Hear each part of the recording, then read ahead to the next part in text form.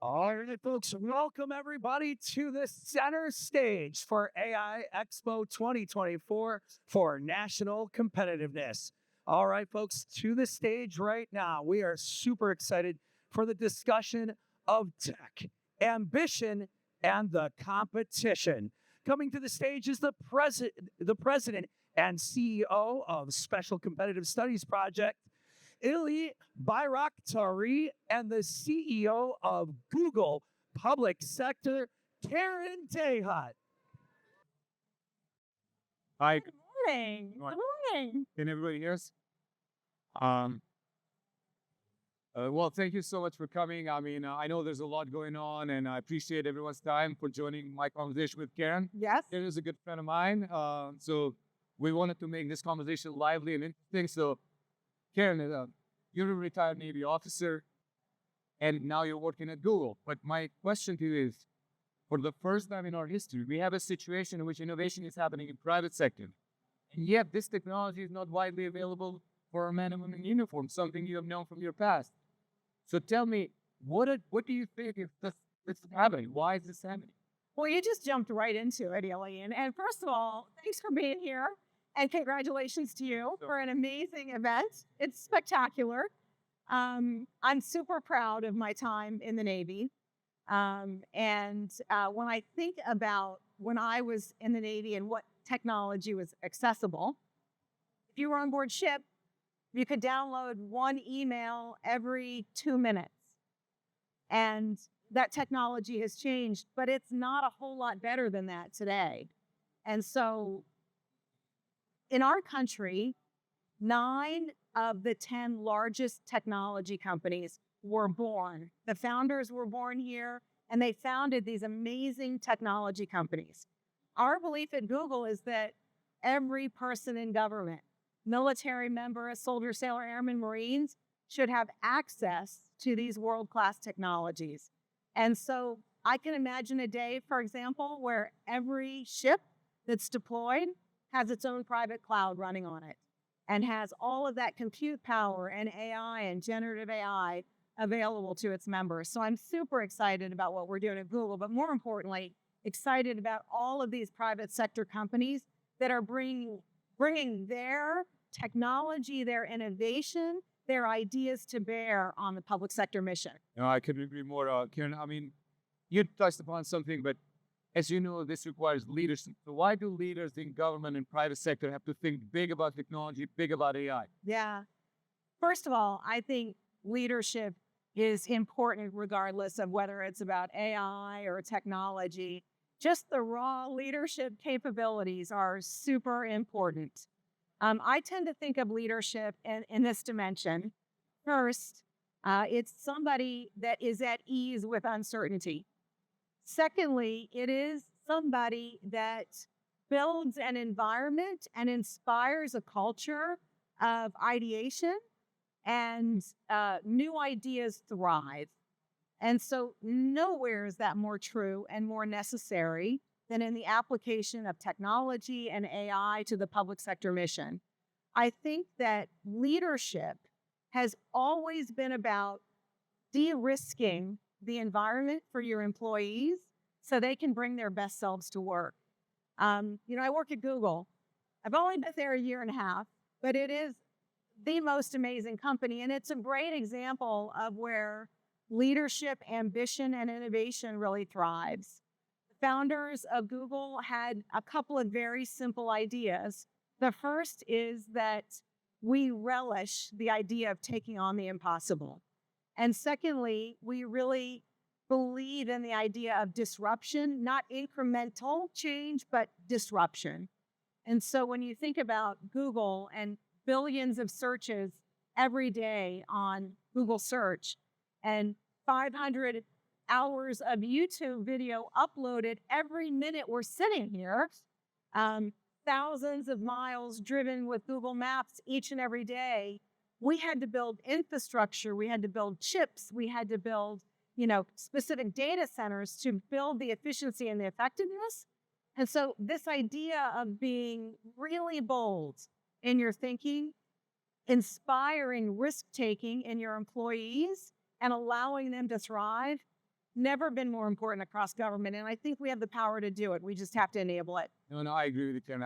I mean, having both served in the Department of Defense, I feel like we live sometimes in two realities. Yeah. In reality, when you go home and you have access to all these tools, starting from when you leave your secure space, Yes. the government. And then there's a reality that a lot of us have faced in which you don't have access to these tools. So what do you think are some of the impediments for adoption across all federal government agencies of these new tools? Yeah. Well, let me say our big ambition is simply that government employees and service members and citizens should have access to the same great technology that we do as consumers. It should be as easy to order food and make appointments online and, do your shopping. That should be the same experience of government employees, and it's not. And so I think adoption goes back a long way. First of all, it starts with the will to change and creating the culture of change. Number one, that starts with leadership. We just talked about that. Budget authority and appropriation, of course, is critically important. You can't ignore that point.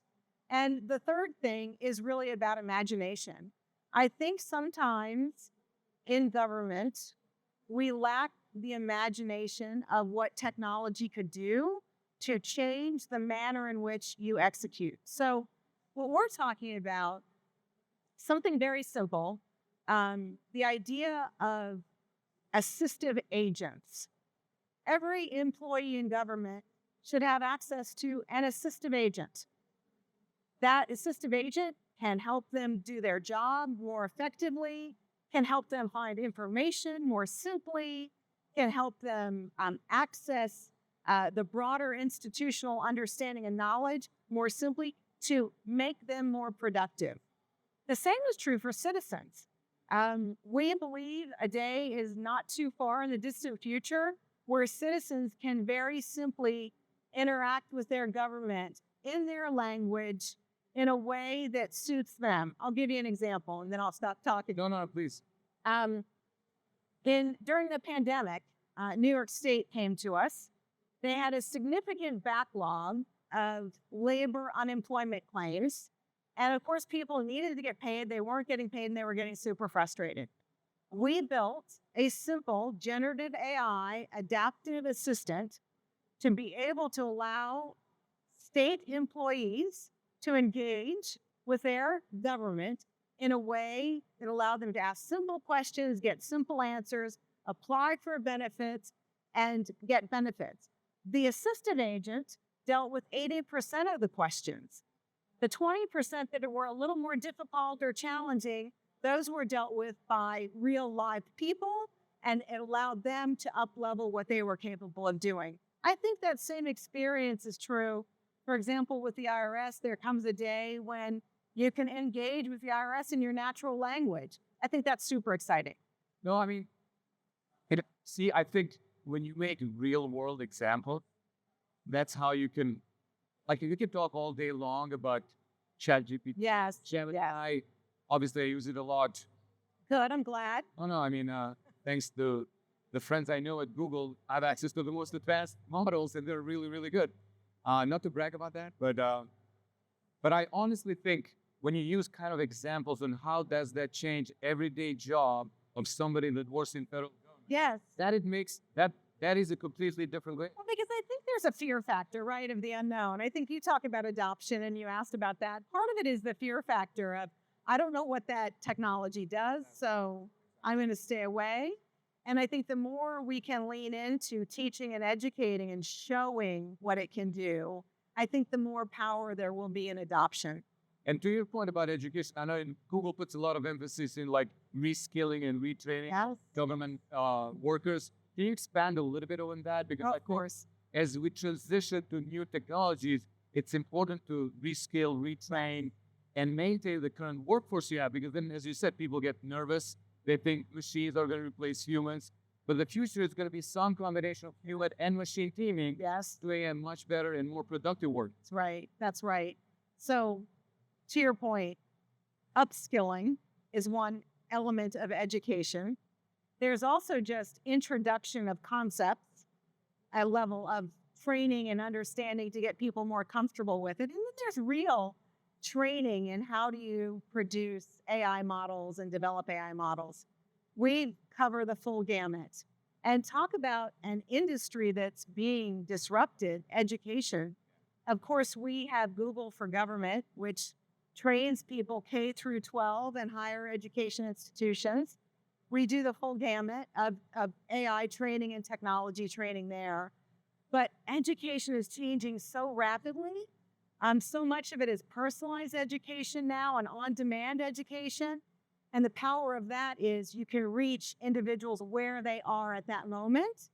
And so when you think about podcasts and YouTube videos and the like, those are all methods of training. In addition, we just sponsored, I'm super proud to announce, we sponsored a $75 million grant to train 1 million Americans on AI. And that's upskilling, making them comfortable with AI, as well as teaching them real AI skills. And we're doing that through great nonprofit institutions like Goodwill Industries, like the Institute for Veteran and Military Families, the Partnership for Public Service. Maybe we'll do something with you guys. All right. But a way to really get the word out and train and educate people. No. Because this is such an important topic. I mean, like maybe for the first time in the history, you have a chance to tap into communities that are disadvantaged. Yes. And because AI offers that personalized education, Yes. this is that once in a lifetime opportunity. We have to bring everybody up. I agree. I think AI is the great equalizer because the data is the data, and it will surface insights from that data. Today, the American Cancer Society announced that they're doing a study of 100,000 Black women because their cancer disparities for Black women are so much higher than white women. And they're using AI to understand, why is that the case? Are they not diagnosed early enough? Are their scans not being read appropriately? And they're applying AI to digital imaging. And so I think AI is this great equalizer. When we can surface the data and the real insights from that data, powerful change can happen. Thank you. So let's talk about doom and gloom a little bit, Karen, because I mean, I'm an optimist about AI, but I don't want this to turn all about AI optimism. Obviously, there are real concerns about AI, security being one of them. When people talk inside the government about adopting any kind of technology, security is the paramount. Why is that a slow process? Because you're constantly attacked, becomes a new attack surface. We went through the cyber wave and being hacked almost every day. Tell us, how do you guys think about the security environment? How do you think about the protection side of that piece at Google? And how can you ensure that you address those concerns going forward? Yeah. Well, from 22 to 23, cyber attacks increased by 72%, to your point. And that was across all enterprises and individuals, 72%. The cryptocurrency hacks, the attacks on enterprises themselves, as well as ransomware attacks, massive across the industry. Google is no stranger to this. In 2008, Google was attacked by a nation-state threat actor. And it was truly an existential threat for the company. The threat actor attacked a lot of American technology companies, and the purpose was to take intellectual property and source code from those companies. And obviously, that is our bread and butter. That is who we are. If that gets out, then that's a very significant threat. And so what we did at that time was we stepped back and said, we need to reimagine cloud security from the bottom up. And we invested in an enterprise we called Beyond Corporation, Beyond Corp. And it really was the pioneer in zero trust architecture. So back in the day, security was a perimeter, right? You created a perimeter, and if somebody penetrated the perimeter, came over the wall, they were inside. And you now see what a fallacy that is in thinking. And so what we adopted was a zero trust architecture where a human is tied to access and that access is tied to rights. That's really zero trust. So there's no perimeter or no boundary to security. It just exists on the network tied to the user's identity and access. So I share all of that to say that is how we approach security with our customers. We believe the first and most important thing is to really look at your legacy infrastructure and upgrade that legacy infrastructure. That's where a lot of the threats exist. So that's super important. And then begin the adoption of zero trust. We tell our story all the time. It's been a journey of 12 years for us, and we're still on it. But I think the power of today's technology, the power of the cloud, moving to the cloud more rapidly are all parts of that journey. And I would say you mentioned AI as a threat. It is. It's also a benefit because we can use AI to thwart threat actors. We're working for the New York City Cyber Command, the world's most threatened city. Yeah. And we have developed adaptive assistants for the New York City Cyber Command intelligence analysts. So we can pair our Google threat intelligence with their knowledge of what they're seeing on their screens and help them better protect the city. So super exciting. No, incredible. I mean, not just you, but other tech companies really are moving into this space in terms of like identifying and then publicizing. Yes. It's like new, I think, in our nation. Being really open about it. I think it's really important. I agree. I think going to like other pieces of the AI. I know Google is big about responsible and ethical use. What are some of the other concerns you have aside from the security that it's in your mind at Google? And I know you have been really big proponents of using an AI in a responsible and ethical way. The way you have released even the models have been like with that, I think, background. Yes. But like, what are some of the other challenges you see in this space? Well, I think we've touched on a number of them. First of all, we believe in being both bold and responsible. And sometimes the bold thing to do is to be responsible, which is why we are very careful when we release models. We have a red teaming process at Google. The red teams everything prior to release multiple times to make sure that it's safe. And so this idea of responsibility and safety is baked into who we are as an institution. But I think if you step back for a moment, the big challenge with any technology is really understanding it, understanding how it works, how the models work, how the large language models are grounded and what grounding effects you are using, how accurate they are, making sure that when we're introducing that to customers that we're talking to them about that. We're super proud of Gemini because every time it does a search, it shows you exactly where the information came from. And you can see that whether that's in your enterprise using Vertex AI or whether that's on the internet itself. And so I think that gives people some level of understanding and appreciation. But we are doing amazing things with this technology. One of the things I am most proud of is around language. I think language is the great equalizer. If we can understand each other, Absolutely. we can have better interaction with each other. As a foreign born, I cannot agree more to you. Like, Exactly. like Even your Appreciate that. accent won't throw people off, right? And so, as you may know, we have introduced Google Translate broadly, and it's over 150 different languages. And the reason that's so powerful is when citizens can interact with their government in their spoken language, and the government can respond in that same language, it raises the understanding and raises the level of trust. Share that example because we're doing some amazing work in Dearborn, Michigan. Dearborn, Michigan, if you don't know, 48% of the population is of Arabic descent, of Muslim descent, and they speak Arabic. And the mayor was really interested in creating an opportunity for that population to interact with the government on their own terms and in their own language. And so he brought us in to help translate government services and government websites and everything into Translate. It's a very nuanced language. And on the first one, he told me, Karen, it's like 90% accurate. my, Muslim population can interact with my government. And he thought it was just so powerful. And I think it's raising the conversation in Dearborn that they're able to have with their citizens. And I think that can happen worldwide. Yeah. You touched a little bit on agentic AI. This is moving really fast. I mean, sometimes you lose track of how many updates have been happening in these large language models from the tokens and parameters and all these things. Where do you foresee the next 3 to 6 months this moving? Why do you think this is an exciting period ahead of us? And how can we use it? I mean, at the end of the day. Yeah.